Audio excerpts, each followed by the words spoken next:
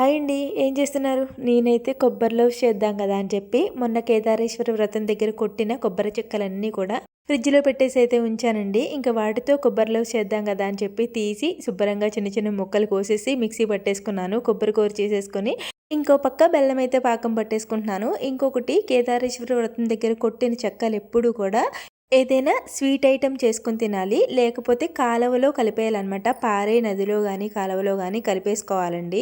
ఇంకా పచ్చడ్లు గానీ, ఎండబెట్టుకొని కొబ్బరి నూనె ఆడించుకోవడం గానీ చెయ్యకూడదంట. అందుకని చెప్పి నేనెప్పుడూ ప్రతి సంవత్సరం కూడా ఇలా కొబ్బరి లవుస్ చేసుకొని తినేస్తాము.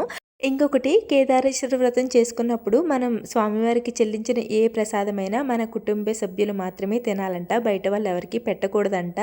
ఇది ఎంతవరకు నిజమో నాకు తెలీదు కానీ, మా అమ్మగారింటి దగ్గర కూడా ఈ పూజ ఉందండి. అక్కడ ఇలాగే చేసేవారు. ఇక్కడ మా అత్తయ్య గారు అలాగే చేసేవారు. నేను అందుకే చెప్తున్నాను. మీరైతే తప్పుగా అనుకోకండి. అలాగే ప్లీజ్ వీడియోని లైక్ చేయండి. బాయ్.